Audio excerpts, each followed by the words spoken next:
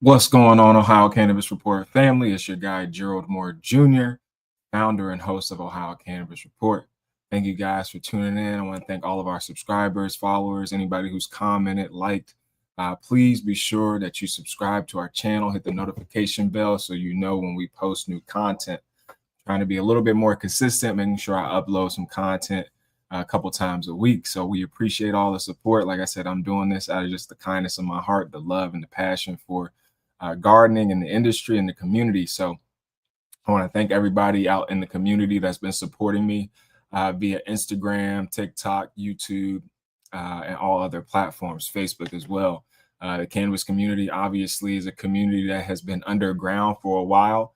And so now that legalization is starting to take shape in many different states, we see more influencers, more business leaders, more advocates, patients, consumers, and folks coming out of the woodwork to share their stories, their testimonies about how cannabis has helped them, or how cannabis has hurt them. Either way, the criminalization of the plant, historically, as a Black person, as an African American man, has definitely had its way with our community.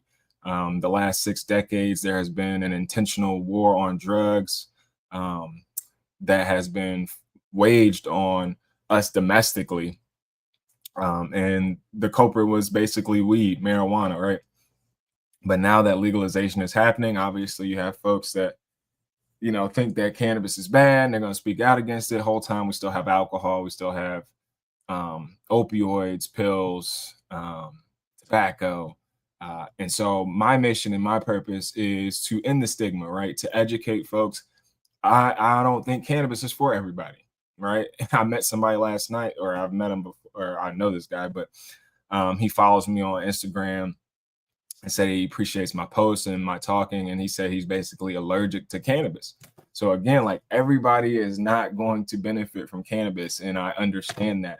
And I'm not somebody that's trying to push cannabis on anybody. My goal is to educate. This whole platform is for educational purposes and entertainment purposes only.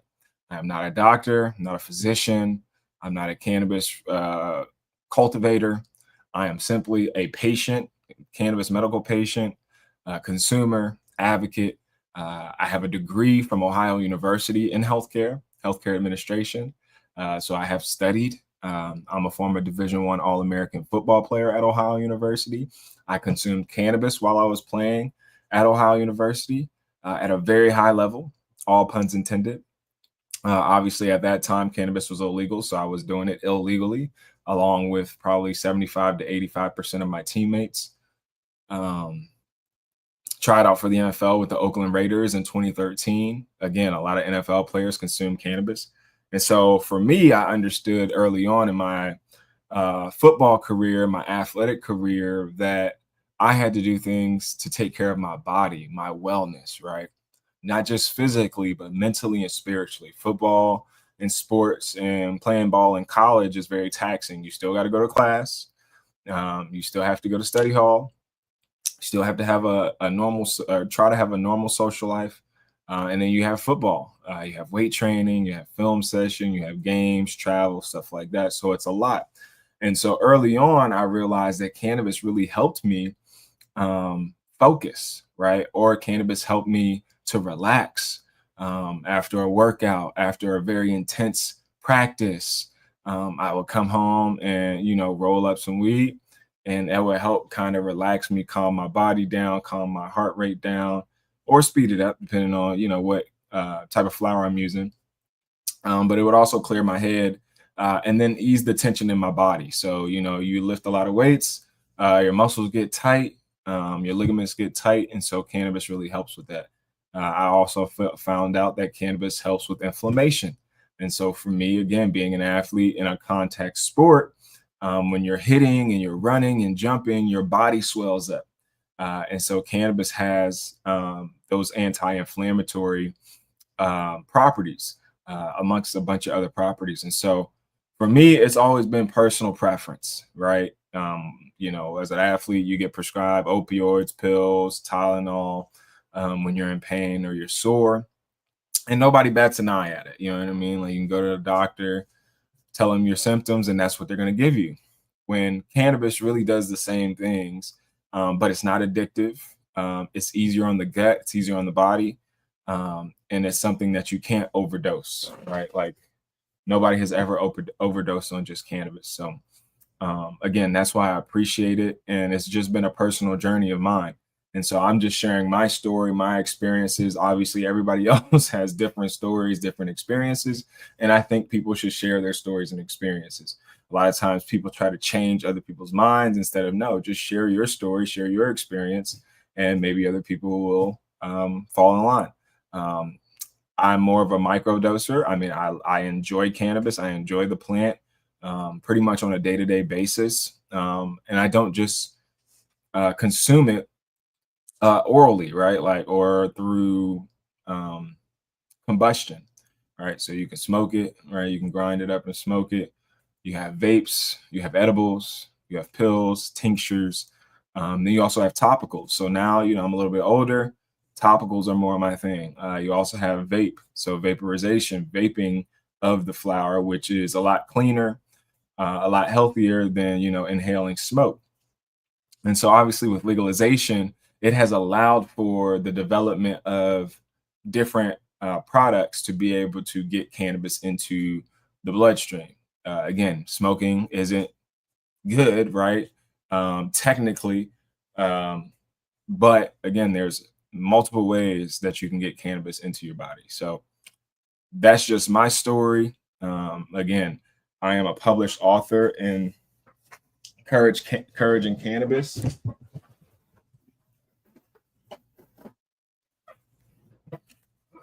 So I'm a published author. This is Courage in Cannabis by Dr. Bridget Williams, Volume 2. You can find this on Amazon. We have it in paperback, and then there's an ebook. And so I share my story here, my all-American cannabis story, basically just highlighting some of my experiences as a college athlete, pro athlete, consuming cannabis while it was illegal. And so obviously now I live in Ohio. We've had medical cannabis has been legal for about 6 years now. I was one of the first patients to get my medical card. And once I got my medical card, that's basically when I came out of the closet in terms of letting people know that I consume cannabis, and I became more public and vocal about my cannabis consumption and advocacy. Before that, I had been consuming cannabis since I was about 17 years old, and not many people knew. Just those really close to me knew. And then about a year ago, Ohio passed adult use recreational cannabis. So all you need was basically to be 21 and have an ID. Medical cannabis, you had to have one of 21 ailments or illnesses to get your medical card. And so I also like to talk about the business side. Obviously cannabis is one of those things that anybody can grow it low key. You put a seed in the ground, you can grow it. Obviously, it's more complex than that. You have people that are very talented and get very scientific with cannabis. But in the grand scheme of things, it's a seed, put seed in dirt, water seed, put the seed in light, right? And the seed starts to grow. But obviously, it can be way more complex than that. And so with the business side, Ohio, unfortunately, we have a limited license industry. So only a certain amount of licenses were allocated for dispensaries, processors, cultivators, and labs. And then those licenses were very expensive. Hundreds of thousands of dollars, I believe, to even apply for the license. Didn't guarantee you were going to get the license. And then you had to have the money, cash, to be able to buy a building for a dispensary or a cultivator or a processor, to implement security, obviously to hire folks, hire consultants, which, again, is going to cost you $5, $10 to $20 million or more, which the average person doesn't have that money. And so the average folks in Ohio couldn't get involved in the legal business side of things. So first, the medical dispensaries and cultivators, they got their licenses first. And then when we passed adult use, those medical dispensaries that were already up and running got first dibs. So basically they were medical, and then the next day they could serve medical or adult use. The difference between medical and adult use is really just taxes. And so it's really the same products at the end of the day that both consumer groups are being served. So yeah, there's been a lot going on in terms of like how I think the industry. I'm happy that we have a legal industry. I know it can be tough. Nobody really wants to hear negativity all the time. But I mean, I'm very appreciative that we have a legal industry, that I can go to the dispensary if I want to. We have drive-throughs. Um, you know, so that part I appreciate.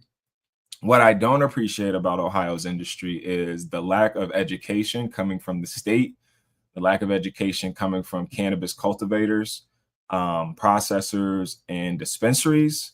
I don't like that we can't smell or see the bud before we buy it. Um, some of the prices are still too high for selling mids and Reggie. I do like the fact that there are a lot of different products. So you have vape, like I said, vapes, tinctures, topicals, pills, edibles, flour. Um, so definitely a wide variety of products and options. I don't like the limited license. I do like that we have the home grow option. So Ohio is a home grow state, and we can grow up to 12 plants in a household if you have 2 adults. Um, so there are some very good things that I appreciate, and I think we just need more people being vocal, speaking up, uh, and advocating for um, the community, right? And not advocating for big business, right? The MSOs have taken over, which is to be expected. You know what I mean? They're the ones that have the liquid capital. But again, those folks should be educating. Ohio has sold, I think, $2.8 billion in cannabis. We have a social equity program, which in a community fund, which hasn't been rolled out yet because the politicians haven't figured out how to distribute that money legally in the terms of like law and policy. So we've been fighting with the legislature for the last few months. They're on break right now into the fall. So I'm sure as soon as the fall comes back in session, there will be a lot more conversation and talk around that. The politicians tried to come back in and basically recriminalize cannabis. If you had it in the car, if you're smoking it. So there's just been a lot going on in the state. And so we've been trying to keep you guys, I've been trying to keep you guys abreast of everything going on. It can be challenging, obviously, doing everything by myself. And there are a few other advocates and activists and independent media platforms that have been doing a lot of great work as well. Shout out to Anthony Riley. He's the founder of Ohio Cannabis Live and Ohio Cannabis Expos. He does a lot of events around the state. Pothead Genius out of Cincinnati does a lot of events around the state and the city of Cincinnati. Who else? You got Tim Johnson, who's been doing a lot of work. Tim and Wendy Johnson, who own Cannabis Safety First. Tim is an ex-police officer. So obviously he has a very interesting perspective and point of view on cannabis community. But they've been very vocal advocates and lobbying at the State House for a long time. You have Matt Hyde with Civics Cannabis, who's brought in a very robust structure in terms of breaking down the policy and structures of the cannabis industry. You have EBTHC, Eric Whited, who has come out of the blue, it seems like, very fiery, but he does a great job. He started a platform to educate. He's a former employee at one of the cannabis dispensaries, and we heard he just mentioned to the group. We have a group chat that he was recently let go because of some restructuring at his company. So that kind of fired him up a little bit. So he's been really fired up. He has a website, educational programming platform. So a lot of great people doing a lot of great work. Rodney Hennessy has been doing a lot of great work out of Cleveland area. You got Dan the Cannaman. A lot of the ladies out there. Sarah Koya from Athens. You got Ohio Boys. So yeah, a lot of great people doing a lot of great work from all over the state. Tasha Roundtree out of Dayton. And being an advocate, being a voice for the voiceless, being, somebody who's passionate about people, about community, about service, about health and wellness. It's not easy. It's a lot of pressure because, again, most of us are not being paid for this. Technically, some people have made a career out of it. They're making opportunities, but in terms of, putting your neck out there for everybody is not easy. So, kudos to everybody who has, stepped in the fire, gone to bat against these politicians and speaking their voice, but also doing it publicly on platforms and not just being keyboard warriors hiding behind, a keyboard. There's folks showing up to the State House. There's folks emailing legislators. There's folks, getting meetings with legislators, and that's what it takes. You know what I mean? That's really what it takes. So shout out to everybody doing that. Next on the agenda is I'm going to do some headlines. We'll go over some articles. So I'm going to share my screen here with you guys real quick. And we can go over some local stories that have come out. Also, I wanted to share, we are having an Ohio Cannabis Town Hall. So before I get into the articles and things like that, this is the next, here's the next Ohio Cannabis Town Hall. We will be hosting Ohio Cannabis Town Hall September 6th, 2025, and I will be moderating. So please come through. If you're in Columbus, the Columbus, Ohio region, if you can make it down, this is a free event. You don't have to RSVP, but we do ask for you to RSVP. So if you want to RSVP, we have a couple different ways. We have a Facebook event that you can RSVP on, or you can come to ohiocannabislive.com/events. And then you want to click on this one, RSVP. Then it'll take you here and basically give you a rundown of what's going on. So we'll be at the Columbus Metropolitan Library, 96 South Grant Avenue, Columbus, Ohio, from 3:30 to 5:30, I believe. About the event, join us to talk about legal cannabis in Ohio and how Ohio lawmakers want to make it illegal again by adding new restrictions, fines, penalties related to cannabis possession and consumption. So yeah, make sure y'all go tap in with us. It should be a great event. We had one a couple months back that was really great. And so we're just looking, like I said, to help the community stay engaged, stay informed, so we can continue to progress and move forward. All right. And then let's go ahead and do some articles really quick.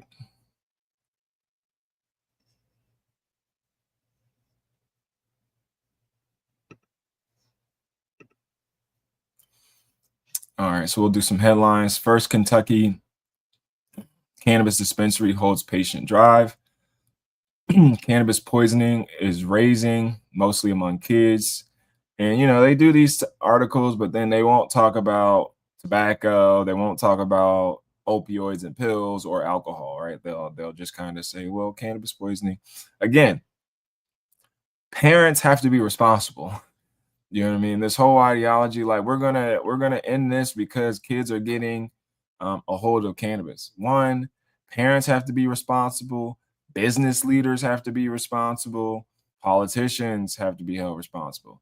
But at the end of the day, cannabis is something that most people end up going, like, you can't die from cannabis. You know what I mean? Like, you're gonna feel weird, you know what I mean, for a little bit, but you're not gonna die. You know what I mean? But also, as a parent, as somebody that's in cannabis, like if you have edibles or if you have gummies, put them up, right? Also, have conversations with your children. And I think this is one of the biggest issues in our society, is that we refuse to have conversations with our children. Oh, a kid needs to stay in a kid's place. Or no, the kids need to know what the fuck is going on.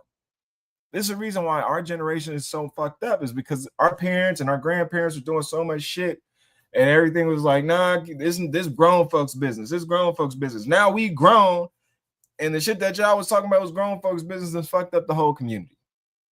You know what I mean? Like, so as a parent myself, I have those conversations with my family, right? I had to have those conversations with my wife. Like, we went from college, being college kids, to doing, partying and stuff, to being adults, to being professionals, to having children. And so, but I've been consuming the whole time. My wife, she stopped consuming, but I was like, this is what makes me feel better. I'm not a drinker. Life happens, life hurts sometimes. We get depressed, we get stressed, we get anxious, PTSD, and I don't go to the bottle. I might have a drink or two every now and again, but I go to God and to the tree and to exercising and working out and being in nature, you know what I mean? And stretching and doing certain things. And so for me, having those conversations, especially as a man, with your children. When my children ask me questions, I do my best to answer those questions without for a child, right? Me and my daughter knows what cannabis is. She doesn't call it weed, she doesn't call it marijuana, she calls it cannabis, and she calls it daddy's medicine. It's as simple as that. You know what I mean? And it's made all of my relationships better because, again, this is daddy's medicine. This is something that helps me. Dad deals with pain, and I don't bring my pain and stress to nobody. You know what I mean? And so my kids want me to play games or go throw the football or go run, and I could be like, baby, my ankles hurt. Sometimes I do, but majority of the times I'm gonna run, I'm gonna play, I'm gonna throw the football with my son. We're gonna go to the playground, we're gonna have a good time. And I am thankful to cannabis because it relieves a lot of the pain, anxiety, stress, PTSD. Doesn't cure it, right? It's not cured. The pain that I deal with is chronic. You know what I mean? So that pain, the cannabis alleviates the pain for a little bit, right? It helps me have a couple hours where the swelling is down. I don't feel my ankles, being tight as much. My body's relaxed. And so that's why I enjoy cannabis. Again, it's not for everybody. Again, I'm a high performance athlete. I'm a former Division I All-American. The way I perform compared to somebody who's just an average Joe sitting on the couch, it's gonna be a little different. You know what I mean? It just is the way it is. My consumption levels might be a little bit more than the average person. I do believe in microdosing. But again, I'm a big guy. I'm 6'1", 200 pounds. You know what I mean? So if you're 5'6", $150, you don't need to be smoking with me. You know what I mean? Like, or consuming with me. So again, find what works for you. And I think that's, too many people, we try to create these boxes for everybody to be able to fit in, and it's impossible. Everybody's endocannabinoid system is different. Everybody's terpene profile, what you like, is going to be different. What resonates with your body is going to be different. How much you need, it's going to be different. Also, there's more than just THC, right? THC is the psychedelic high. It's the high people, and that's what most people talk about. You have CBN, which is good for rest and sleep. You have CBG, which is good for anti-inflammatory properties. And then you have CBD, which is another one good for calming down anxiety and pain, inflammation. So again, it's more about education and awareness, right? If something's been illegal for the last 60 years, the only education that we have is the propaganda that's been put out for the last 60 years against this plant and against the people that choose to consume it, the people that choose to cultivate it, and the people that choose to process it. So we have to ask ourselves, if they made a plant illegal for 60 years, why? Why a plant? Like, just think about if America made tomatoes illegal, they made corn illegal, they made soybeans illegal, they made whatever you grow, kale, lettuce, romaine lettuce, like onions. That's what cannabis is. Also, you can grow cannabis in the fields, in the yards. Kids can run through it. They're not going to get high. You don't get high off of touching the cannabis. It has to be put through a process, right? And so cannabis in a field, one, you would have to cut that can, it would have to flour, then you have to cut the flour, then you have to dry the flour, then you have to grind the flour up, and then you would either have to press out the juices, right? Or, do all the little scientific, experiments that they do, or you could just grind it up, put it in some paper, put it in a bowl, and smoke it, right? So again, that process, a child is not going through that process, you know. And when we talk about children, we also need to start being more specific with age, right? When a teenager decides 16, 17, 18, I'm going to go to a party and my friends got some weed because my friends go to college, or my friends have a brother or a sister that's in college, so they brought some tree back. That's a different story. You know what I mean? But also, like, there's a difference between a 12-year-old, and a 5-year-old getting access to weed. Like, where are their parents versus a 16, 17, 18-year-old? When I was 17 and I went to my friend's house and they was like, we're going to smoke, my friend had an older brother.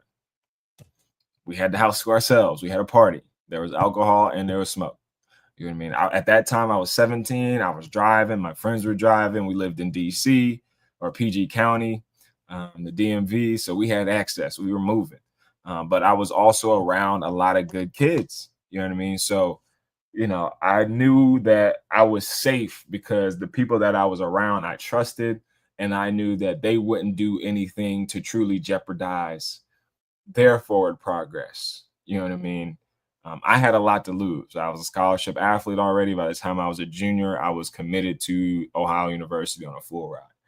Everybody not at that level. So again, I had to be smart. I had to be wise. I had to be selective in my process early on. You know what I mean? But the whole time, once I took that first smoke, I was like, oh, bro, like this is way better than they done told me. You know what I mean? All the noise around weed bad, weed this, weed gonna make you lazy. Okay, I became an All-American Division I football player smoking weed. I was a team captain, founded the Unity Council, founder of a mentorship program, won the mentorship leadership award. I was, like I said, a captain, and then I was an NFL prospect, made it to being an NFL free agent. So to tell me, or to be out here telling the world weed is bad, when most people that's saying weed is bad have never consumed it, how do you know? It's what they want. That's really what I want to know. Like, it's so many people that'll be like, oh, so-and-so is bad. How do you know if you've never smoked it or consumed it? Oh, well, somebody in my family, did it back in the day. Okay. Still, if you're lazy, you are lazy. There are people that don't smoke, drink, and are still lazy. I know people that smoke, do all types of drugs, and don't nothing stop them. So again, this whole these narratives, or again, weed against the kids. No, we need to be teaching kids cannabis is medicine, cannabis is healthcare, cannabis is science. We want to talk about STEAM or STEM. Cannabis is science. Cannabis is technology. Cannabis is environmental justice. Cannabis is food, right? It's agriculture. And so we again, blinders have to come off. We have to look and understand that we are very complex individuals. And why would God give us cannabis if he didn't want us to have it, right?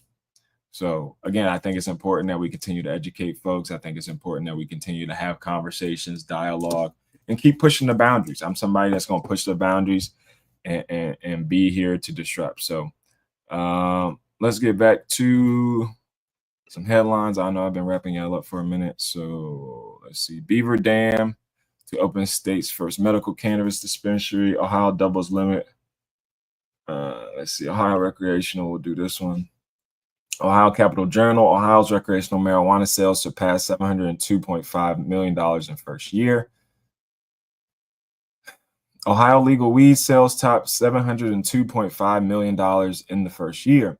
This week marks the 1 year since Ohio began selling recreational marijuana, and sales total $702,587,948, with 109,706 pounds sold as of Tuesday, according to the Ohio Department of Commerce Division of Cannabis Control. The average price was $6.63 per gram the week of July 27th through August 2nd. The first day of sales was awesome, said Pete Nish, Vice President of Compliance and Communications for Clutch Cannabis. It was really exciting to see people across the state finally getting to step into legal market and purchase safe products. I think there will still be a lot of people at the time thought the sky was falling. Ohioans passed a citizens initiative initiated law to legalize recreational marijuana in 2023 with 57% of the vote.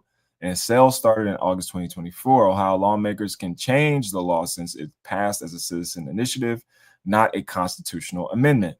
And so that's one of the things we've been talking about in our group chat as well. Obviously, a lot of folks, we've been fighting for cannabis legalization for a long time. The Citizens Initiative was a way to get it on the ballot and get it passed, which obviously opened up a lot of can of worms. And we've recently been talking about, obviously, putting up a constitutional amendment, which wouldn't allow the politicians to change the law. Ohio Cannabis Coalition Executive Director David Bowling said there is still work to be done around letting people know they can legally buy marijuana in Ohio. I talk to people all the time that aren't aware that you can buy cannabis legally, he said. From a revenue perspective, things aren't exactly where we thought they'd be, but they're not terrible, Bolin said. I think people thought we would get closer to $2 billion in revenue. Clutch Cannabis, which has 4 dispensaries in Northeast Ohio, regularly has customers who have never used marijuana before. For those people who have used it decades prior but haven't used it in a long time, so much has changed now. And one of the best parts about a state-regulated market is that a lot of the fears that I think people had about these products have been addressed by regulations, he said. You now have high-quality products that are produced in safe facility.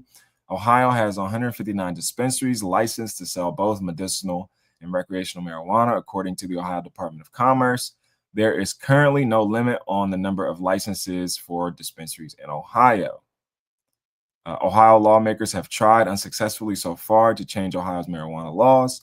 Ohio Senate Bill 56 passed in the Senate earlier this year, but has yet to make it out of committee of the House. The bill would reduce the THC levels in adult use marijuana extracts from a maximum of 90% to a maximum of 70%, limit the number of active dispensaries to 400, and prohibit smoking in public places.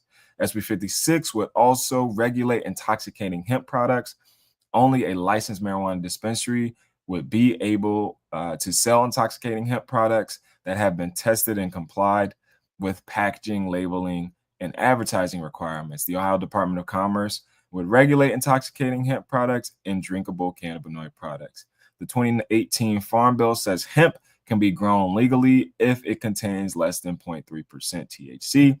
Bowling is anxious for lawmakers to deal with intoxicating hemp. We still have the intoxicating hemp issue to deal with on the legislative front, and I think that will be the thing that pushes the program where it needs to be, he said. I think when the lawmakers come back in October, there's certainly an appetite to get that done. OCJ reporter Megan Henry of Blue Sky, or on Blue Sky. So yeah, let me know what you think about that. Obviously, David Bowling, the Ohio Cannabis Coalition, they are an association of all of the big MSOs and big cannabis companies in Ohio. They are not for the consumer. They are for business. So they are, you see what he said. He's talking about revenue. He's not talking about the wellness of the community. He's not talking about money going back into the pockets of the community. He's not talking about making communities better. He's not talking about making the products better. How much money can we make the state and can we make our businesses? And so that's where consumers and patients need to be aware when you're dealing with this industry. We went from not having an industry to all of a sudden having an industry. That's all cash. Where did the companies get their flower from? Where did they get their seeds from? How do you go from being illegal to now legal? And then why are they pushing for only going to the dispensary when we have home grow? Why aren't we pushing for tier 3 or craft grows? So that the real growers, the true craft growers, the people that love what they're doing, they're not trying to grow mass weed, they're trying to grow high quality good bud. Why aren't we letting those people participate in the industry? So again, something to think about. Something to think about. New tool promotes responsible consumption of alcohol and cannabis. Let's see what they're talking about here. Dayton, Ohio, the Ohio Cannabis or the Ohio Department of Commerce has released a brand new tool aiming to promote responsible consumption of alcohol and cannabis in adults. According to the department, adults at age 21 can be connected to guidance, materials, and resources to make responsible choices around consuming either substance. Cannabis users are reminded to avoid mixing the substance with alcohol. Bruh. I was drinking last night. Before I drank, I smoked some weed.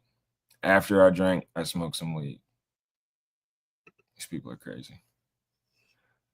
This resource reflects our commitment to empowering Ohioans with the knowledge they need to make safe, informed decisions that protect not just themselves, but their families and communities, said Jackie DeGenova, Division Superintendent of Ohio Division of Liquor Control. Individuals who plan to drive are prohibited from smoking cannabis in public, as well as operating a vehicle. Jim Canepa, Division of Superintendent of Division of Cannabis Control, said, "It is very important to be responsible with the two, which includes keeping the substances away from underage individuals. It's critical that any adult who chooses to use cannabis products understands their responsibility to use good judgment and to ensure the safety of those around them."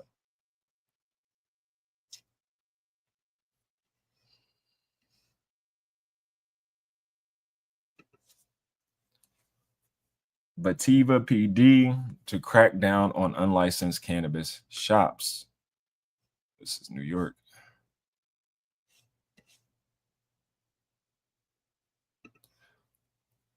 DeWine voices concerns over youth marijuana use during Dayton children's visit with references to Ohio's legalization of cannabis and the prevalence of social media in the lives of children. Governor Mike DeWine Thursday toured the Dayton Children's Hospital Mathel Center for Mental Health and Wellness. DeWine said the opening of the $110 million center shows that Ohio is a state that is a leader in mental health. That is a lie. Dayton Children's has really stepped up, said the governor. During the tour, DeWine expressed his dismay at the increase in juvenile cases across the state related to cannabis since its legalization in 2023. According to Dr. Kelly Blankenship, Dayton Children's Associate Chief Medical Officer, when the hospital first opened its mental health unit in 2019, there would maybe be one patient experiencing psychosis in the unit at any given time. Today, that number has risen to as many as 5. Blankenship attributes the rise in the increase to cannabis use among the adolescents. Unbelievable, said DeWine, who opposed the legalization of marijuana. When you legalize it, it sends a message it's okay. Like, bruh, drugs are okay, right? Like, y'all giving, like, what drugs are y'all giving these kids at these mental health hospitals? Let's talk about that. These sedative, drugs. The Mathel Center consolidates and expands all of Dayton Children's crisis mental health services under one roof and doubles the number of inpatient mental health beds to 48 that the hospital provides. The center begins accepting inpatient Wednesday. Intentional self-harm was the top inpatient diagnosis in 2023, according to the hospital's annual results. During the governor's tour, Blankenship and Dayton Children's CEO Deborah Feldman pointed out special features through the facility designed to limit potential risks to patients. Like, this is my problem, though. Like, why? Like, take care of your kids, bro. Like, and then part of the reason people can't take care of their kids is because people are struggling here in the state. People don't have jobs. A lot of people on government assistance. A lot of people, the people that do have jobs are getting paid low wages. got to work multiple jobs, so they can't be at home with their kids half the time. So a lot of these kids is just out here doing whatever, because by the time they 10, 11, 12, if they come from a single parent household, ain't got no grandmothers, no aunties, no father, they out here in the streets getting it. So then obviously they are held to the devices of, folks, that's, we have to be a community. I'm all for community accountability. I'm all for protecting the children. I'm all for, but again, I have a family. I take care of mine. I can't take care of everybody else's kids.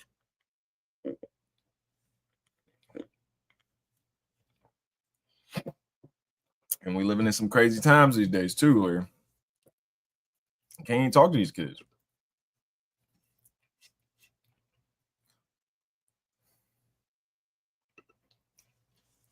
Ohio falls short of expectations 1 year of recreational marijuana sales. Because dog skin is as delicate as a baby's, we created Duxo Spa, the ultra-safe pet shampoo. Duxo Skin and Coat Spa. To buy and grow weed. 19 data journalist Jeff Slauson is here with how much money was spent in the first year. This was a big conversation in the newsroom. You've crunched a lot of numbers, and those numbers are surprising. Yeah, I'm putting the data in data journalist today here when it comes to the actual dollars and cents of the industry in Ohio. Now, you're going to look at these numbers and think, oh, that's pretty good. But we need to put things into perspective, at least as far as what we were anticipating from Ohio's industry heading into 2024. So $702 million in sales for recreational marijuana, 9 million individual purchases. That's a high number there. $70 million because it's taxed at 10%, going to the state with 159 dispensaries open. That's up from 97 dispensaries. So basically we saw all those medical marijuana dispensaries go to recreational marijuana dispensaries, and then an additional 60 or so open as well. So how does that go as what we expected here? Well, the expectation was $1 billion annually with $100 million going in state taxes. We would need to see a 30% increase year over year to hit that annual mark. Now, we did see $1 billion in total spending, that is recreational and medical marijuana, but they're taxed differently, with medical not being taxed in that area. So it doesn't really make the same. It was supposed to be $1 billion annually with just recreational. We did not see that. Medical in the first year in Ohio was at $60.6 million. So obviously we are far surpassed that point, but still, it's a lot more people with that. Now, Michigan, they saw in their first year $440 million. 2024, $3.27 billion. Yeah, that's how much they had last year. In fact, from April to June, $800 million in sales. Yeah, they beat all of us last year, the entire year basically, in 3 months. So why exactly are we seeing this? Well, it's pretty simple here. It's more expensive to buy marijuana in Ohio because it's taxed more. It's also been confusing because there's been a lot of changes to the laws, and there's a lot of limitations compared to Michigan on what you can and cannot purchase. We'll have to see if 2025 is as lucrative as they were hoping, but as of right now, the numbers are not looking good. All right, Jeff, thanks a lot. New tonight, the U.S. Secret Service recently asked to raise the level. See, there you go. I mean, again, they are restricting, the state itself is essentially restricting cannabis, right? There's no advertising and marketing. So I have a dispensary right down the street from me. They have a billboard. The billboard cannot have the company's name on it. The billboard says 21 plus. The billboard doesn't say, hey, come get your cannabis here. Don't say Sapphire. It just says 21 plus. We don't have billboards around the state that are marketing and advertising cannabis to the dispensaries, which is a huge issue. Obviously, as a business, all right, let me put my business hat on. Shout out to App Girls Cannabis, by the way. Shout out to App Girls Cannabis, which is a THC beverage. If you want, this is a little plug. If you want App Girls Cannabis and you're in Ohio or in Columbus, please reach out to me. Send me an email at geraldm@appgirlscannabis.com. Again, that's geraldm@appgirlscannabis.com. If you're a bar, restaurant, heady shop, corner store, wherever you can sell products We are allowed to be sold. As of the 2018 Farm Bill, we can be sold next to products like Bud Light or low, alcohol concentration type drinks. This is a THC drink. It's Delta 8. And so it won't get you like super high. You'll get a little buzz. But this is a product that is made in Ohio.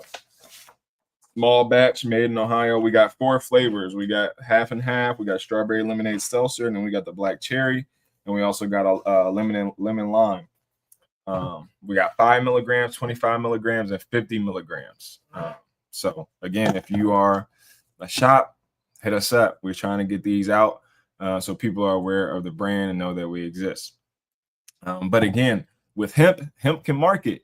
Like hemp products can market and advertise.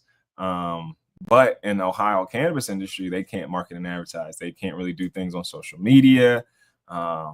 They're not running ads on the news. They're not running ads on the radio. They're not doing mailers. So again, that's a lot of money. Like people don't know. Like we have a legal industry and people don't know. And I'm a marketer. I'm a strategist. I'm somebody that works in advertising. And it's like, that's why I talk so much on weed. Cause I'm like, well, if they can't market and advertise it, well, I can talk about it. You know what I mean? Like I don't work for none of these companies. I'm partnered and I consult with App Girls Cannabis, but they're not a part of the legal industry in terms of Ohio cannabis. But yeah, I think, as citizens, we got to stop being scared of these politicians. Most of these politicians are corrupt. And so, but a lot of people are very scared. And Ohio, HBO Max just came out with a series called Dark Money, and that was basically talking about Ohio and how the state of Ohio, we had a big corruption scandal that happened with the Speaker of the House, racketeering. You know what I mean? Over $60 million or something crazy. Like really, it might have been even more, like 600 million. But he locked up. But again, it's a lot of funny shit going on. You know what I mean? In the cannabis industry, the same way. And a couple of our big time people then came up and told the politicians, if y'all fuck with us, we will sue you. So I think it's time to tee up a lawsuit anyway, because Black folks aren't seeing the money, right? We don't own dispensaries, cultivators, processors, and our communities have been hurt the most. We still have people that are still a part of the prison system, in the system because of weed, still being monitored, still being tracked. People lost homes, people lost family members, community, time with their family, time with their children, in the prime of their life. You know what I mean? You can't get that back. People lost, homes, and everything. You have people that was ready to go to college. So the destruction that has been done behind the war on drugs to the African-American community, on top of just all the other racial issues, it's just been devastating. What did it do? Trippy clicky. What did it do? So yeah, it's really been, Ohio's a very interesting place. And there's a lot of great things going on here, you know what I mean? But I think the people have to understand, like, you can't just sit. Like, a lot of people in Ohio, man, are lazy. So like, we talk about laziness, but a lot of people are lazy. A lot of people don't want to put their necks out there. Like, people email me all the time or DM me all the time with some dirt or something. I'm like, I don't care. Like, you put that out. Like, I put out things that strike me in a way. But don't come to me talking about something, oh, I can't speak up because my job, nigga. Okay, you a bitch. Like, how you free? How you call yourself free in America, but you can't speak from your personal perspective or just share who you are authentically outside of work? There's so many people that are afraid of social media, the internet, because they have a persona at work, they have a corporate persona, and then they have who they are at home, they have who they are with their friends, they have who they are when they're being silly. And that's all social media is, right? Like, that's what make the people that do well individually on social media pop. I bumped into my homie Big Joe yesterday. Big Joe done took off on social media. I've been following probably 3 months now, start of the summer. And he went from nobody knowing him to going viral every day. He can almost go viral every week. You know what I mean? And he does food reviews, and he's been doing a lot of great work. And so last night, another one of the homies was having a R&B night. So I was like, let me pop out to the R&B night. I ain't been out in a minute. You know what I mean? I was like, I need some good R&B vibes. So I go out. And literally, 5 minutes, 10 minutes into me being there, he just standing there by himself. I'm like, yo, what's up, man? I've been following you on social media. I really appreciate everything you're doing. Keep going. You know what I mean? Because again, I'm somebody that's done things at a high level. I understand niggas is trying to get bread off of this social media stuff. Like people is trying to really eat. And so having the conversation with him, he like, yo, like I literally was about to have a baby. And I was like, I need something to change. And he was like, I started going hella crazy on social media. And then he was like, we lost the child, but I was already doing it. And so, and then he ended up getting hit in his mouth like a month back, broke his jaw, and then recorded the whole thing. Like had the whole hospital scene and him going through the process. And that's stuff that people don't want to share. And then they get mad when they shit don't catch on. Like you're not showing people nothing. Cheers from Southern Ohio. What's good, Southern Ohio? Smoking on 2G sprinkles, key lime pod disposal. Cheers. That sounds delicious. Is that from the program? Did you get that from the program? If you did, where is it from? I love working personally. Work is all I have. I feel uncomfortable when I don't have anything to do. I could feel that. Yeah, I mean, as humans, we are meant to be in motion. We are meant to be in motion, and we are meant to be building, right? Be builders, be creators. And so, yeah, I understand that people are lazy in the sense of like, or not like, I feel like lazy is just lazy, right? But a lot of people are tired, right? A lot of people have been overworked, underpaid.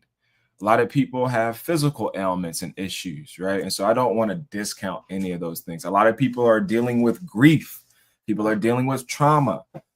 People have medical issues.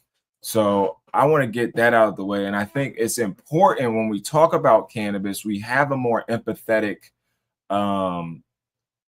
viewpoint, because most of us consume cannabis to help us with something, right? Before we had medical, people are consuming cannabis for medicinal purpose, even if you're saying, oh, it's recreational. We all get a little bit of anxiety. We all get tired and worn down. We all might have trouble with our appetite every now and again. We all might deal with some type of pain, whether you have a sprain, whether you hurt yourself. And so again, that is healthcare, that is medicine, right? Even though we in our minds, oh, I'm just doing it because it makes me feel good. Yeah, it makes you feel good because you live in a world that's fucking you up. You know what I mean? Like we're living in a society that it's just trauma going on everywhere. And so I think it's important that we have a very nuanced conversation when we talk about cannabis and people that consume cannabis, why they consume. But that's why it's also important for people that consume cannabis to share their personal stories. This is why I consume. Told you guys in the beginning of this show, I consume because I am a former football player. I deal with chronic pain. I deal with PTSD. I deal with coming from a community that has been set up to fail, and I made it out. But just because I made it out doesn't mean I don't deal with the realities that the majority of my family still exists with. Doesn't mean I don't have a responsibility, which again causes me pain. It causes me trauma because now I have to go back and they say, why are my people going through this? Why are our communities like this? Why has my little brother been locked up since he was 16, 17? Like these are cycles, these are systems that we have been placed in. So everybody's why is different. But that's why it's important to have conversations, and it's important to not just leech off of other people that are willing to share their stories. And that's what a lot of people like to do. A lot of people like to just leech and then just critique other people's stories and never share theirs. Like, this is my reality. I don't know everybody else's. I can't speak for other people. That's why I don't like people like following me and then being all critical. It's like, who the fuck are you? What are you doing? Let me see your life 24/7, 365. You make no mistakes. You're perfect, right? You do everything the right way. You never type the wrong thing and then have to backspace. No, you just don't show your fuck ups. And as a football player, I learned very early on, because in football, everything is recorded, especially once you get to college and higher levels, right? You have 4 different camera angles. So you fuck up, the coach say, hey, you fucked up. And you'd be like, no, I didn't fuck up. Or no, I didn't do that, what you said you did. Okay, we will just go watch the film from 4 different angles and we will watch you fuck up. After practice, what do? Film gets uploaded. We go watch the film, slow motion, zoom in, you fucked up. Other angle, zoom in, you fucked up. And that's all social, that's all the camera does, right? It exposes people. It really just exposes who you are.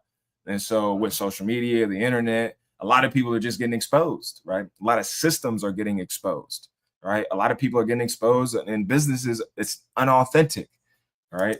And that's why I've been going at OCAN and a lot of these business leaders in the cannabis space. Like, where were y'all 10 years ago, 20 years ago? Like, how are y'all all of a sudden running cannabis businesses now? Where were you when cannabis was illegal and there were people fighting for access, fighting to grow their own? But now all of a sudden it's legal. You got a couple of homies that could put 20 million together, and now you leading in the cannabis space and making money, and then not doing anything for the people who set the foundation, and then not expect to be talked about, critiqued, judged, put on blast. Like, it's 2025. The old ways of doing business are done. And these older generation lives a very entitled mindset. Oh, well, we have to control this. We have to dictate. No, my children will know about cannabis. Some kids need cannabis, and that's why we need to be studying it, because there are different forms of medicines that can come from cannabis. Children that have epileptic seizures, right? You have RSO.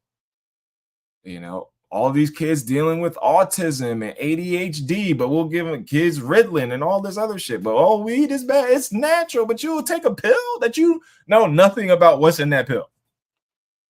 Like, people take pills every single day. People drink coffee every single day. People drink Coca-Cola and Pepsi every fucking day. Have no idea what that shit is doing to your insides. And fucking Pepsi is making so much money, killing you. Cancer, diabetes, obesity, all types of shit. And you don't see no fight against that. You have senior citizens, people that go to church every single Sunday, people that's in Bible study, they volunteer at the church. Oh, that weed, that marijuana. You got a plate full of disease. You don't got no vegetables. Everything high sugar or sodium, white salt, sugar. But you can't tell black folks nothing for sure. And you damn sure can't tell white folks nothing. So everybody's left to their own devices in the government. So that's why I choose to be on this side. Because, again, I'm not perfect. Nobody walking this earth is, you know what I mean? But I do know truth, and I know my truth, and I just share my truth. And life's a lot easier when you share your truth. You know what I mean? Like, I'm not worried about nobody else's. Like, and it takes so much energy. And I think that's the biggest thing. Like, the amount of energy it fucking takes to, like, be worried about other people. Like, even on social media, like, I like so much stuff. I share so much stuff because I appreciate the fact that people are being vulnerable enough, courageous enough to do it. That's all it takes. You don't have to be super special. You don't have to be the most talented. Your camera angles ain't got to be the best. You don't have to have the latest camera. You don't have to have all the edits. I appreciate work. I appreciate the attempt, because I know if you keep going, if you keep pressing the button, if you keep putting in the work and you keep showing up, eventually that shit turns over. And once it turns over, it's so beautiful. And that's how my life has always been. The internet, social media, all that shit's the same. You have to put in the work. You have to find your voice. Find something that you're passionate about, that you love talking about, that you could just like do it unpaid. The problem is so many people are spending so much time doing shit they don't like to do and then complaining about it. You doing it. Oh, well, nobody. You're 25. You're 40. Well, I just can't leave my job. Why can't you? Like all these people complaining, oh, I'm being underpaid and overworked.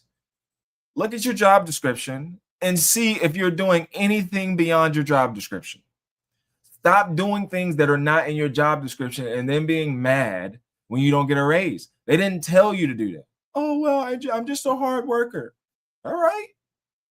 And you working your ass off for a company you have no equity in, you have no ownership in, and you're underpaid.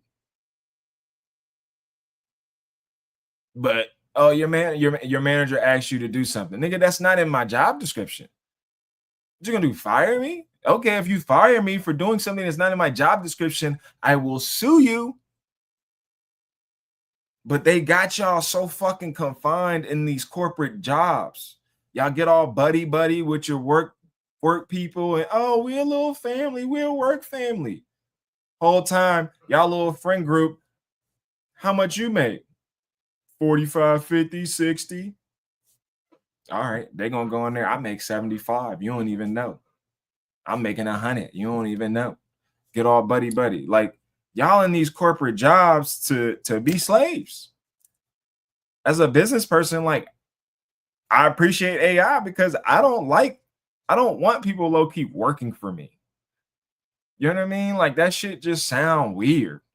And then, oh, I'm paying you, so you better do what I say, how I say it. You know what I mean? Like when you hear how these bosses be talking to their employees, and not even the bosses, the managers. Most people don't even know the fucking boss of the company. You gotta report to a manager, a supervisor. That supervisor and manager got to report to a supervisor or manager, and then they got to report to the CEO or head of HR or the CFO or the COO. You see that chain? You got 5 motherfuckers you got to report to for your manhood. Not me. It's me, God, and my wife, and my business partners that I work with. When I do decide to do some work with people, you know, the community I serve. But again, I think one of the biggest things I think that Biden did that nobody really talked about, which irks me. I don't even know. I think they said they got it repealed or something. But it was the Biden non-compete clause. Because when that came, I was like, because most people don't leave their jobs because if you want to go to another company that's in the same industry, typically like your contract says you can't go to another company doing the same shit that we do within like 2 to 3 years or a year. You know what I mean? Which again stops people from leaving companies, or if you do leave a company, you end up having to go do something in a completely different industry. Let me see. Because that, I mean, a lot of people get in corporate America and they just,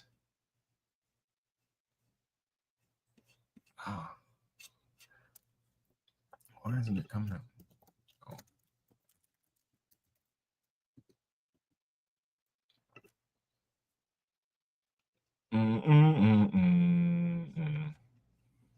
They must have erased all that stuff. But there was at one moment where there was something about non-compete clauses. But since I can't find that, we're going to do another OCAN review before I get out of here.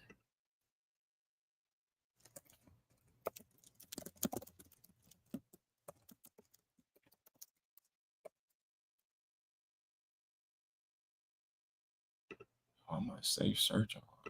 Safe search. There we go.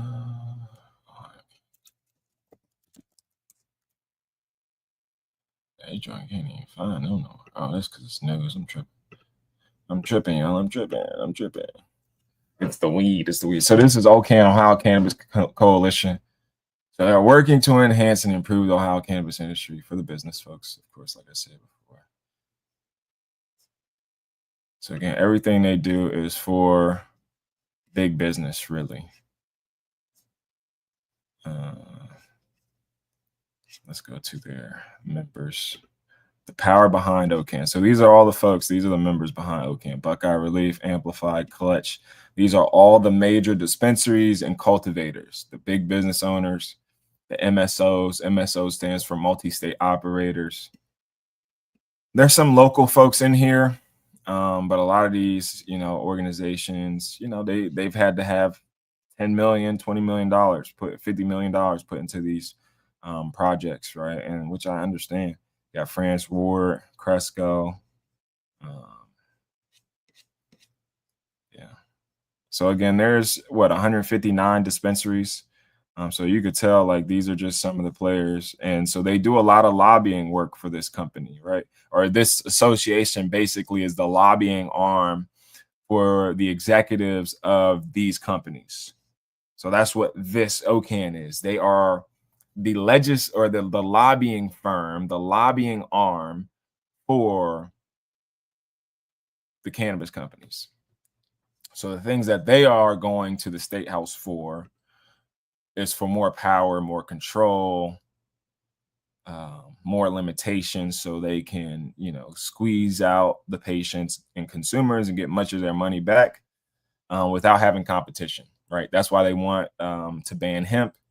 And they don't want hemp to be sold outside of the dispensaries. They don't want hemp to be sold at gas stations. They don't want it to be sold at retail stores. So they want that control. And so that's what we as consumers and patients and citizens of Ohio and small businessmen and entrepreneurs, businesswomen, we're fighting for consumers to ensure that consumers have the right to continue to grow, home grow. We want tier 3 craft grow so people can get licenses for smaller grows to also be able to put that into the system and be a part of the industry and pay taxes. So here's the leadership. So you got David Bowling, the executive director. Look at that guy. True stoner. And that's what I'd be having a problem too, bro. Like, you know what I mean? Like, they don't even be a part of the community. It'd just be like somebody called them Chads. Bunch of Chads, bro. Look at this Chad. Such a Chad.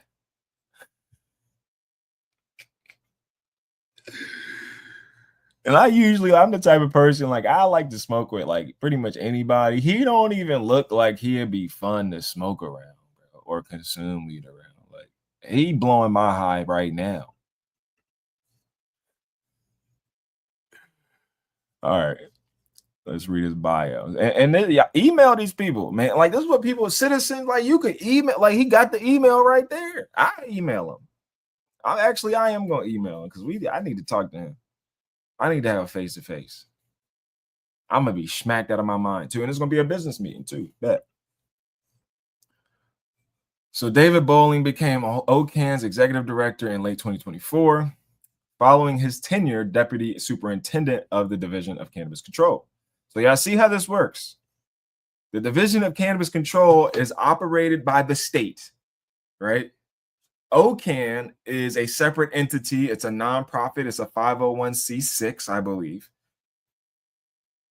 The business owners and leaders of the cannabis dispensaries and cultivators and processors and law firms and different, ancillary businesses pay money to OCAN to be members of OCAN, which pays his salary, right? So the businesses over here they've sold $2.8 billion in cannabis, 70 or 100 million 70 million the last year, adult use. So those people are making that money, and to be a part of this association, which they host events, they lobby with the legislators and stuff like that. So him pays him his salary to go out, and y'all just, the articles we just read, they quoted him. So his whole purpose is to be out in the media, the news, let people know that they exist, X, Y, and Z, right? But he came from the state. He just got to the executive director role in 2024. It's 2025. We've only had an industry for a year. So he moved over from the Division of Cannabis Control to here, where he played a pivotal role in establishing Ohio's adult use marijuana program. So he played the adult. So he was the one that did this. Okay.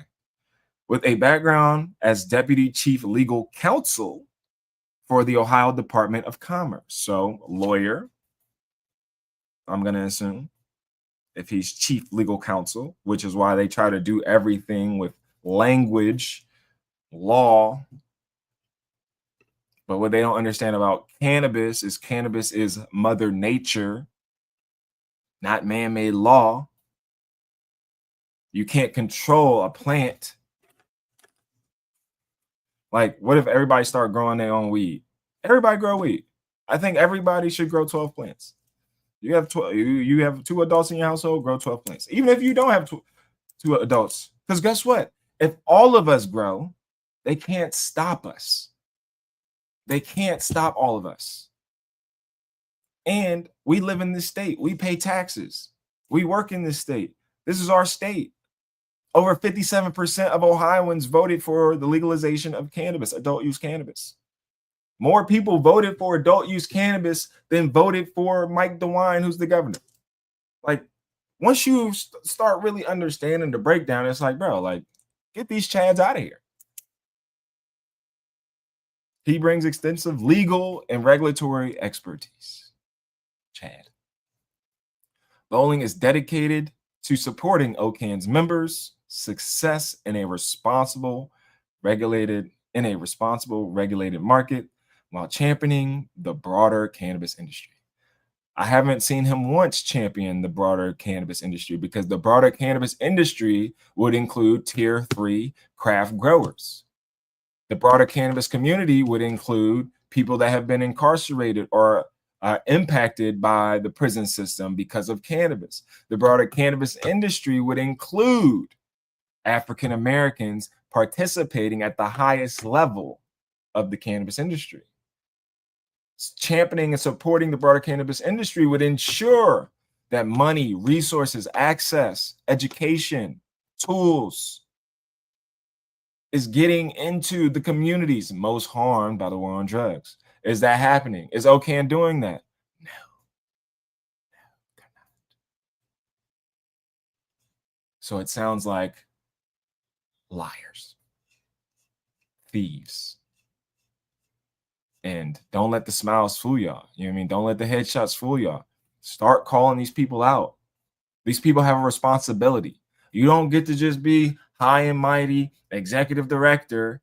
You have to be accountable. This is a 501c6.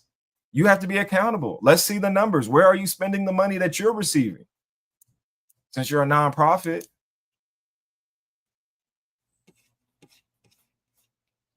All right, then we have Adrienne Robbins, Deputy Executive Director. Get a good look at her. Look at these people. These are the people that probably never smoked a doobie in their life. They probably the ones, oh my God, you smell that? I don't know. Those monkeys smoking all of that reefer madness. Adrienne Robbins was appointed Deputy Executive Director in early 2025. She just got here. She knew people. Let's welcome her. You new to the gang, you get jumped into the gang. Let's see if you can handle the heat. Robbins brings a wealth of experience to OCAN, having spent years leading successful communications campaigns and navigating public policy in Ohio as a consultant. A former TV news reporter and anchor, she has a proven track record in media relations, crisis communications, in public affairs. Robbins is focused on strengthening relationships with lawmakers. You see that? This is her focus. Blonde hair. Is she a true blonde? She don't even look like a true blonde. She faking it. Robbins is focused on strengthening relationships with lawmakers, regulators, and stakeholders while ensuring the organization's voice is heard in critical policy discussions. What does she know about weed, ladies and gentlemen? She just got here early 2025. We only halfway through. So how could she possibly be talking to lawmakers, regulators, and stakeholders about cannabis if she just got here? Now, I don't know if she smoked weed or whatever, but she looked like a square. So, again, critical policy discussions, ladies and gentlemen. So this is why we, the people, this is why we have our Ohio Cannabis Consumer Coalition that has been formed. And I'll take you guys to that page after I finish torching these pigs over here. Then you have Dave Hannon, Director of Finance, looks like a real stoner. Following his distinguished 14-year career as the Chief Financial Officer for the Ohio Department of Commerce. Again, somebody else who I'll just position myself, take myself from a state job to a private nonprofit. I'm sure he came over with his buddy David. Right? Y'all see how this works? This is how elite networks work, ladies and gentlemen. You go from one job to the next job. You go from one department to another department. And now he has a distinguished career in finance. He looks like a finance bro. David joined OMCIA to assist with finances, where he is responsible for budgeting and accounts payable and receivable. His professional experience includes having served as a chief of staff for the County of Summit Legislative Branch and director of finance for the city of Monroe Falls. Hannon graduated from Kent State University. Can't read, can't write, Kent State. With both a bachelor's of arts in political science and a master's of public administration with a concentration in public finance. Woohoo! Good old David Hannon. He's the money guy. He's the financier. He's the one that moves the money around. Let's have fun with this money and the accounting. All right. I'm sure the accounting is real funny over there. Anybody that knows accounting, Hollywood accounting, right? This is weed accounting. So, I mean, again, they have emails. Joe, do business with them. You know what I mean? They need help. They need help. You know what I mean? Because I don't understand how they connect into the broader population. OCAN Board of Directors. The leadership of OCAN is comprised of seasoned business professionals with diverse backgrounds across various industries, just not weed. Our board is dedicated to tirelessly representing the interests of the industry. Do you see this? The interests of the industry, not the interests of the consumer, not the interests of the patients, of the industry, which is the businesses within the industry. Advocating on behalf, right? They are advocating on behalf and ensuring that our collective voice is heard in essential discussions. So this is why, as consumers, we also have to ensure that our collective voice is heard by the essential or by the lawmakers and legislators. And that's why we also created the Ohio Cannabis Consumer Coalition. Here's the board. You got Andy Rayburn, board president, CEO, Buckeye Relief. Adam Thermoner. I don't even know how you say this. Maybe having some names. Well, Thamarius, board secretary, Clutch Cannabis. Daniel Kessler, board treasurer, CEO, Riviera Creek. Bill Williams, board member, CEO, Benaleaves. Jared Maloof, board member, Standard Wellness CEO. Ray Boyer, board member, partner, Rooted Management Services.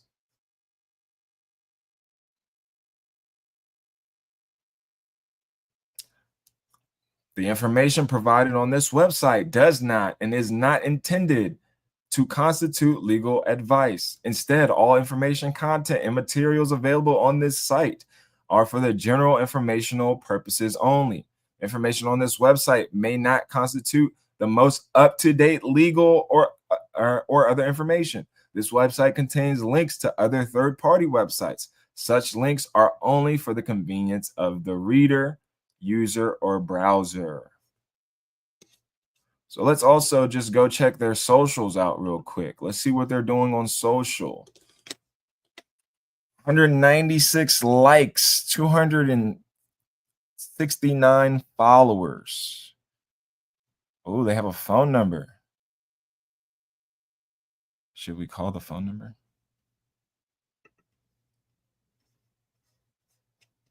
Let's call the phone number.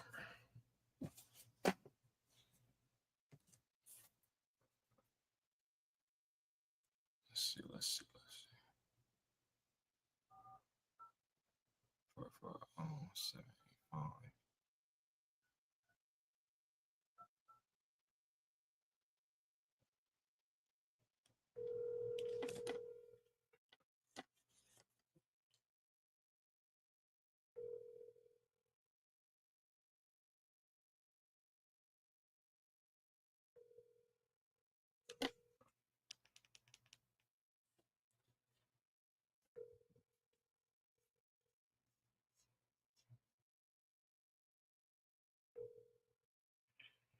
Hi, I am Sophia Gentili. I can't come to the phone right now, but if you leave your name and number, I will make sure to return your call as soon as possible. Thank you so much. So their page is under Health and Beauty, Health and Wellness. They're Ohio's leading trade association. Ohio is an ideal, so what's this? And they've started this educational push all of a sudden.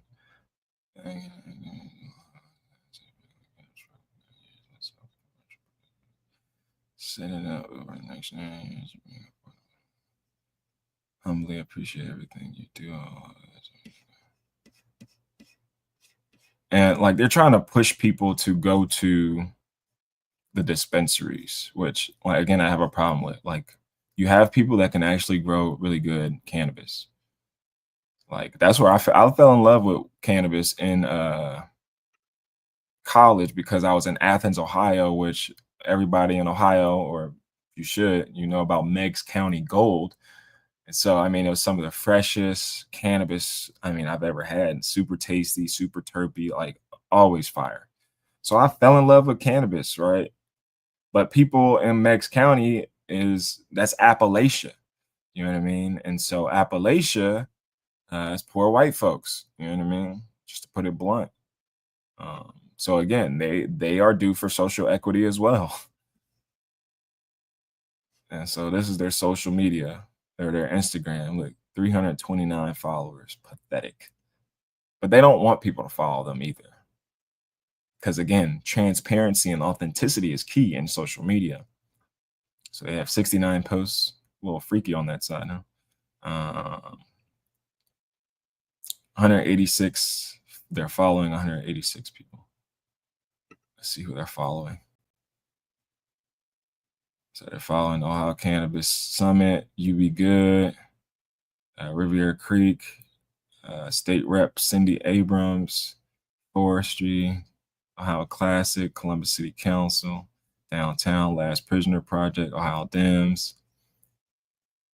Let's see. Dispensaries. Rep Christine Cockley, Vunu, True Relief, Ohio Green Systems, Erica White, Southern Botanicals, State Representative Kevin Miller, Christina Del Regner, Jeff Leray, Clean Ohio, Ganther. See that? All state reps, huh? Politicians, business owners, news, Warner Brands, Rodney Creech, Kessler.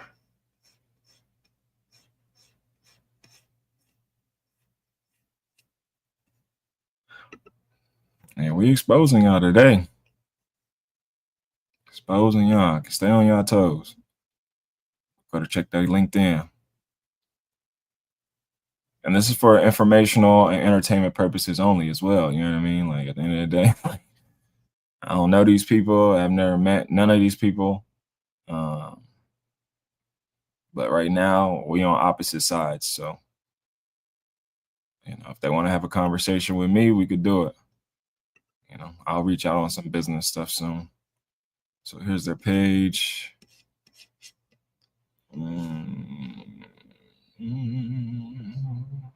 Basic. Don't look like they got nothing. And I think they've only been around for like a year or two.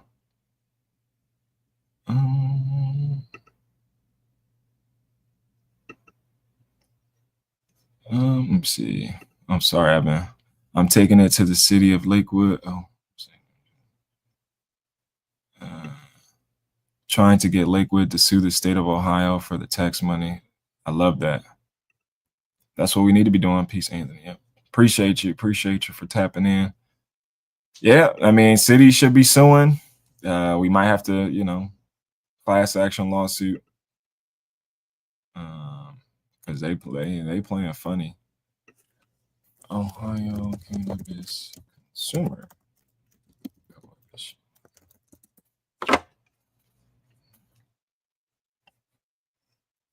And look who pops up.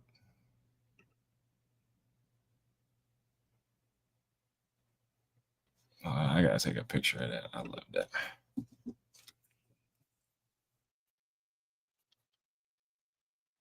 Send that to the group chat.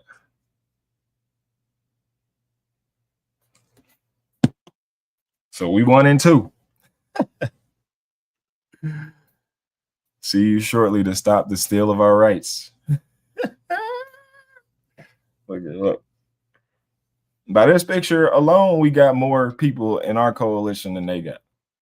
So you could join the Ohio Cannabis Consumer Coalition, OhioCannabisConsumerCoalition.org.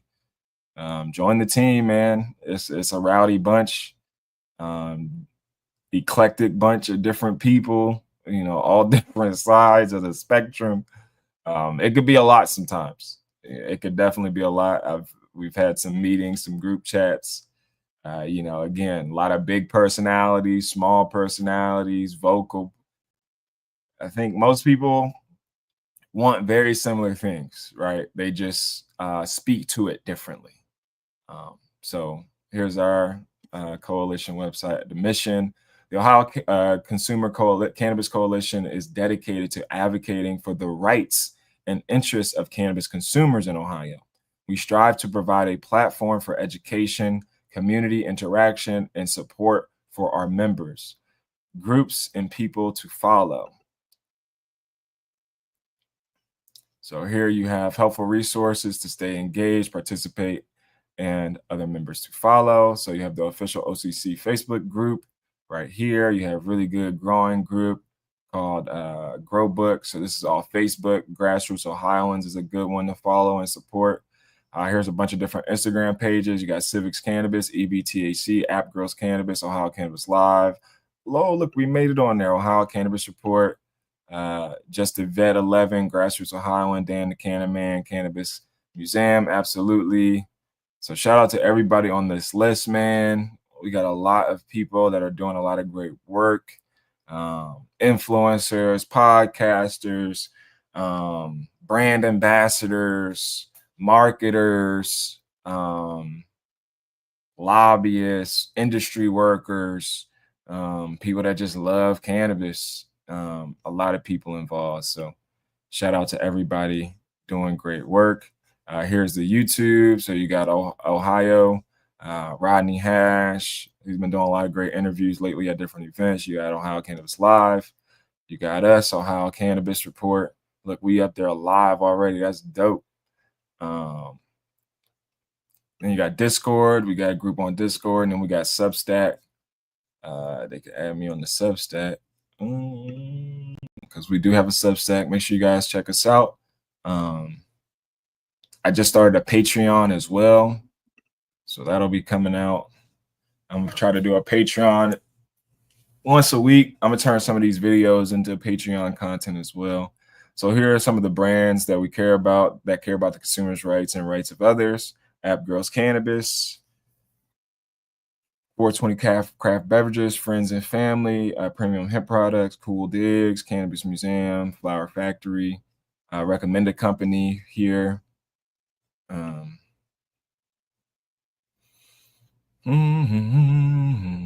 you got events, Contact Your Rep coming soon, Battling Urgent Threats, some articles, Civics Cannabis. So yeah, man, if you're a member of the community, you're a consumer. And this is our next event, the Ohio Cannabis Town Hall, 3:30 to 5:30. You can also submit events on there if you got any events around the state. Video of the Cannabis Museum in Athens. Hosting provided by the Entourage Effect Consortium. Super dope. But yeah, this is just a group of people, man. Consumers, like I said, small business owners, and people in the community. So it's us versus them. It's us versus them. All right, but that's all for today's show. I went way longer than I expected to go, but that happens sometimes when you're passionate and you love what you do. I want to thank everybody for tuning in. Thank for everybody that came on to the live and commented. I know it's not a lot of people. I don't care. Sometimes it feels like I'm just talking to myself, and that's a-okay with me. But people will watch this, at a later date in the future, and hopefully we are further along. So again, my name is Gerald Moore Jr. I'm the founder of Ohio Cannabis Report. I'm also a member of the Ohio Cannabis Consumer Coalition. I am also a nonprofit business leader myself of Green Environmental Outreach, which is a 501c3 nonprofit. We focus on changing the world around us through environmental justice, social justice, gardening, urban gardening, and policy and legislative work. I'm also the founder of Athletes in Cannabis, which is another brand of mine focused on athletes and cannabis. And so again, please follow us on Facebook, Meta. We're on X. I don't really post a lot on X, but we're on there. We're on Instagram. We're on YouTube, obviously, on here. Like I said, we have a Patreon. I'm going to start putting all that stuff in our bio and then in the description as well. So again, I'm a one-man show right now, so I try to do everything I can. But I like getting the content up, and then I can do things later. But again, I appreciate you guys for tuning in. Thanks for showing some love and support. Till next time, peace.